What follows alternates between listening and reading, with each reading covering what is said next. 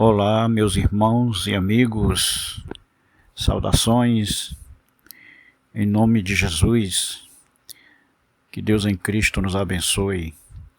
Vamos meditar aqui na palavra do Senhor, no livro de Atos dos Apóstolos. Vamos ler aqui no capítulo 4 e versículo 31. Vamos ler somente esse versículo aqui no capítulo 4. Como diz a palavra do Senhor. Tendo eles orado, tremeu o lugar onde estavam reunidos. Todos ficaram cheios do Espírito Santo e, com intrepidez, anunciavam a palavra de Deus. Glória a Deus, louvado seja o Senhor. Ainda no capítulo 4, versículo 32 até o 35 diz: da multidão dos que creram, era o coração e uma só alma. Ninguém considerava exclusivamente sua nem uma das coisas que possuíam. Tudo, porém, lhes era comum. Com grande poder, os apóstolos davam testemunho da ressurreição do Senhor Jesus, e em todos eles havia abundante graça, pois nenhum necessitado havia entre eles, porquanto os que possuíam terras ou casas, vendendo-as, traziam os valores correspondentes e depositavam aos pés dos apóstolos. Então se distribuía a qualquer um à medida que alguém tinha necessidade. Agora vamos para o capítulo 5, versículo 12 até o versículo 16. Louvado seja Deus. Vamos ler. Muitos sinais e prodígios eram feitos entre o povo pelas mãos dos apóstolos, e costumavam todos reunir-se de comum acordo no pórtico de Salomão. Mas dos restantes ninguém ousava ajuntar-se a eles. Porém o povo lhes tributava grande admiração, e crescia mais e mais a multidão de crentes, tanto homens como mulheres agregados ao Senhor, ponto de levarem os enfermos até pelas ruas e os colocarem sobre leitos e macas, para que ao passar Pedro, ao menos a sua sombra, se projetasse, aleluia, louvado seja Deus, em algum deles. Afluía também muita gente das cidades vizinhas a Jerusalém, levando doentes e atormentados de espírito imundo, e todos eram curados. Então veja aí, meus irmãos, o que nós vemos na igreja que o Senhor Jesus fundou, chamada Igreja Primitiva. Nos primórdios da igreja, a gente vê, louvado seja Deus, que eram homens de oração. A igreja era uma igreja que orava, era uma igreja obediente, era uma igreja separada do mundo, era uma igreja que faziam, em nome do Senhor Jesus, pela fé, curas, milagres, sinais e prodígios e maravilhas por intermédio do nome de Santo de Jesus, né? E aquela multidão cada vez mais crescia, a igreja cada vez mais se multiplicava, né? E você vê que esses homens, eles eram tão obstinados a servir o Senhor, tão obstinados a obedecer, e tão obstinados a viverem separados do mundo, para fazerem tão somente a vontade de Deus, que eram homens santos, sim, pecadores, como a palavra de Deus diz, pecadores remidos pelo sangue de Jesus, mas homens santos por serem obstinados à santidade, a obedecerem ao Senhor, por serem obstinados a viverem na presença de Deus constantemente, obedecendo ao Senhor. Então, a palavra de Deus confirma que a sombra dos apóstolos curava os enfermos, os endemoniados. Então vejam que a igreja ela era poderosa. Aí está, a palavra do Senhor confirma que a igreja de Atos dos Apóstolos, lá nos primórdios, quando, logo após a descida do Espírito Santo, a igreja prevalecia, a igreja crescia, a igreja obedecia, alegrava o coração de Deus e fazia tudo o que era peculiar, conforme Jesus determinou que ia para o Pai, mas o enviaria um outro Consolador, o Espírito Santo da verdade, o Espírito Santo da unidade. E na plenitude dos tempos, no dia em que Jesus determinou, o Pai também determinou, eles estavam nos cenáculos e foram cheios do Espírito Santo.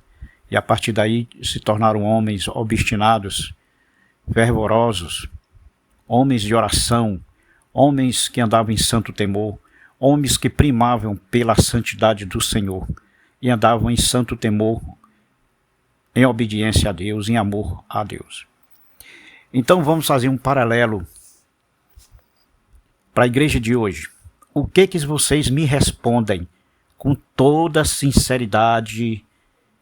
Examinem-se a si mesmo e examinando as Escrituras. O que vocês me dizem da igreja de hoje? Ela está deixando a desejar ou não? São homens, existem homens hoje que se comparam aos santos apóstolos do Senhor, obstinados. Uma igreja que crescia na graça, no conhecimento e no poder. A igreja de hoje, a igreja dos nossos dias, mudou em quê? Está faltando alguma coisa? Vamos olhar para como vive hoje os cristãos, os que se dizem Igreja do Senhor Jesus.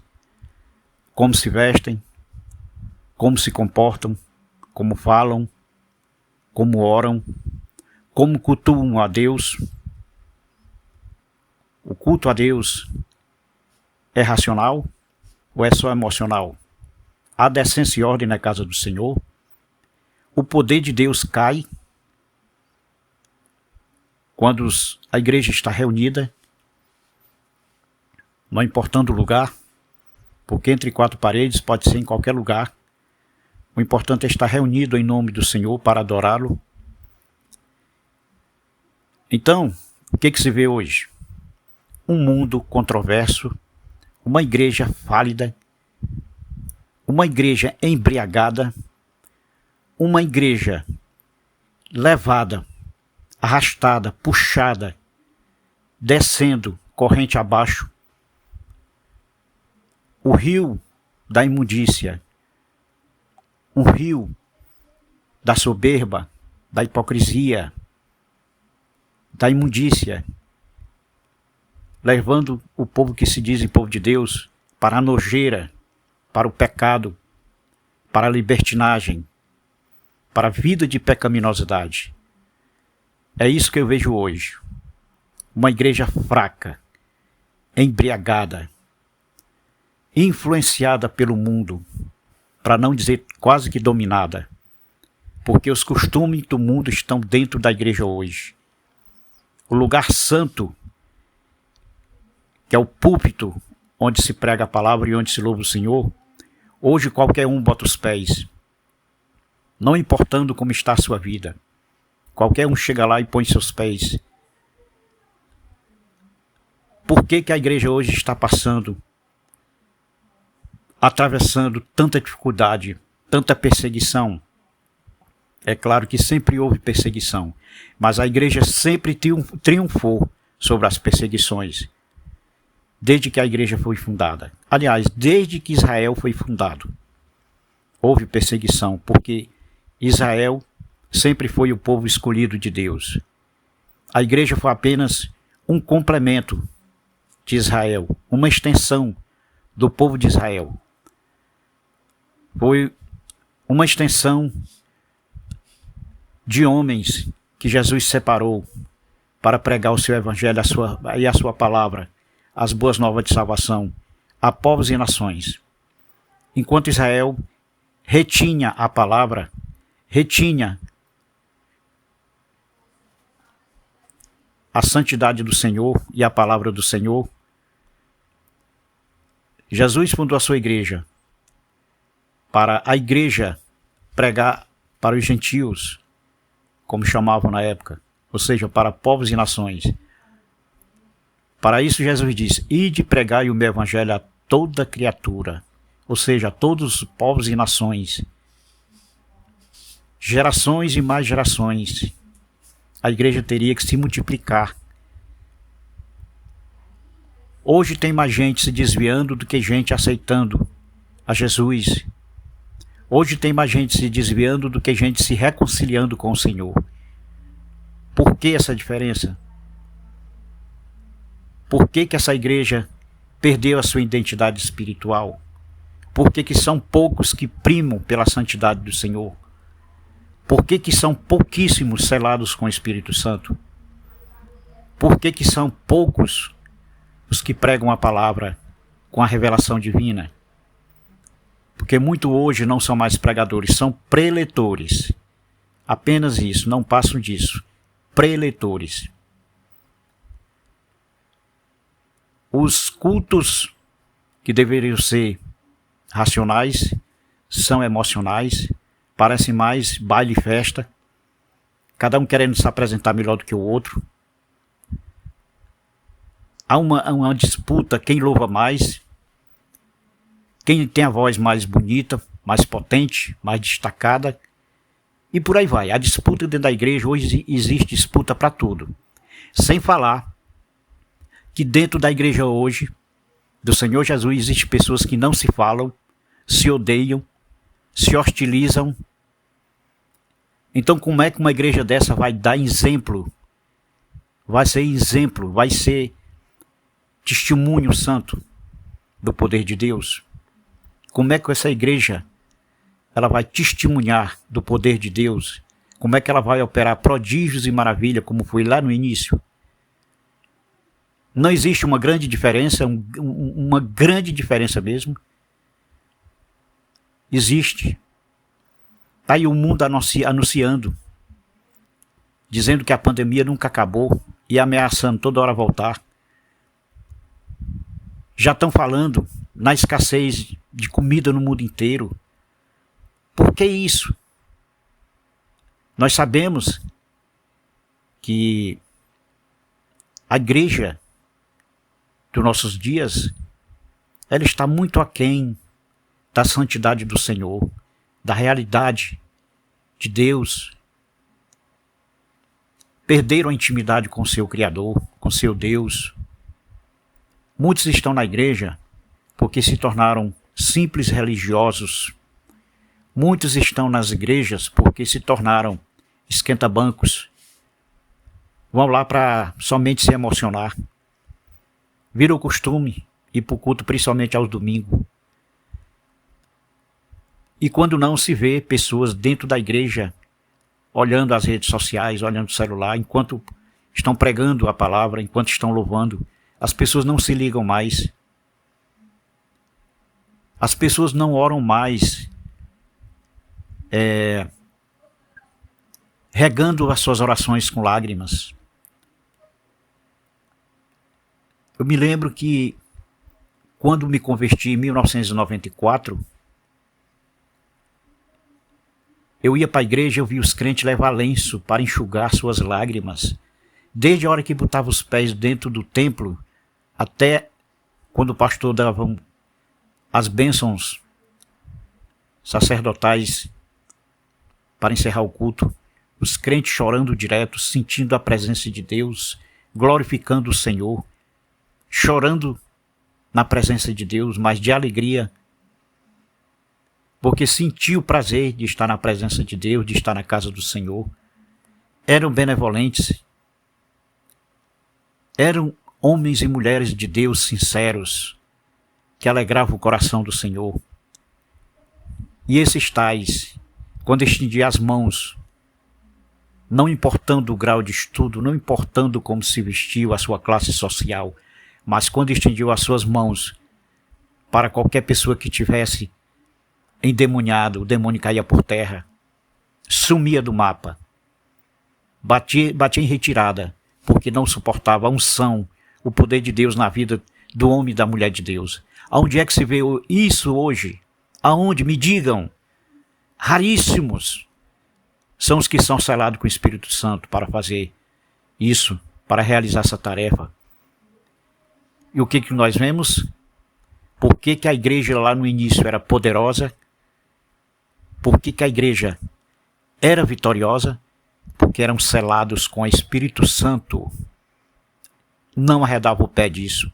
Não perdiam a sua comunhão. Não trocavam a sua comunhão por qualquer manjar do mundo, por qualquer armadilha que o inimigo oferecesse. Não se entregavam ao desvaneio, não se entregavam ao mundo, nem tentavam copiar nada do mundo. Ao contrário, influenciavam o mundo. Hoje, ao contrário, o mundo é que influencia a igreja. A prova é cabal. São fatos e contrafatos no argumento. Quem é que pode negar que a igreja hoje está totalmente contaminadíssima por todos os costumes, tradições do mundo? Me mostre uma igreja poderosa hoje, me mostre uma igreja fiel hoje, me mostre uma igreja selada com o Espírito Santo hoje, me mostre uma igreja que faz prodígios e maravilhas e milagres, como foi lá no início. Como o próprio Senhor Jesus disse, os sinais seguirão os que creem.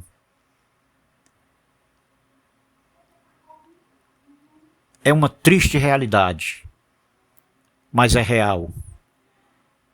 É um triste fato, mas é real. E como eu disse, contra fatos no argumento. E de quem é a culpa? Apenas do homem, que vai perdendo a consciência. Não se examina mais. Se deixa contaminar, se deixam levar pelas mentiras das trevas, se influencia com o mundo. E está aí o resultado. Uma igreja que já perdeu a sua identidade espiritual. Uma igreja capengando na fé. Fraca. Fraca não, fraquérrima. E as pregações, nem se fala. Autoajuda. Simplesmente isso, trocaram a palavra da cruz inspirada pelo Espírito Santo, por mensagens de autoajuda. É o que se ouve nas igrejas hoje. Deus é bom, Deus é maravilhoso, Deus é santo, Deus é fiel. E botam Deus na parede para dar isso, para dar aquilo. Levam palavras de autoajuda e de esperança, mas sem nenhuma unção. Não conseguem convencer quem ouve. Por quê? Porque o tal prega no vazio, prega sem unção. Porque quem convence o homem do pecado, do juízo e da culpa é o Espírito Santo que está na vida do pregador e da pregadora. Por que os louvores hoje não influenciam também mais ninguém? Não se vê ninguém se tocar com louvor, chorar com louvor, se autoexaminar ao ouvir um louvor. Por quê? Porque são letras que mais parecem músicas do mundo. Mais parecem não, são músicas praticamente mundanas para mim. Prestem atenção nos louvores antigos, nos ritmos, na melodia, nos acompanhamentos. E os cantores, os adoradores, que hoje são cantores, antigamente chamava-se adoradores. Hoje chamam-se cantores, porque cantores são os do mundo. Adorador é do Senhor. Então hoje dentro das igrejas não tem mais adorador, tem cantores e cantoras. Me desculpem a sinceridade, mas é isso que acontece hoje dentro da igreja do Senhor Jesus. Daquilo que chamam de igreja. Não estou generalizando, porque tem homens de Deus e homens e mulheres de Deus sérios. Tem pastores sérios. Tem igrejas sérias, mas são pouquíssimos ou pouquíssimas. Viu? Pouquíssimos.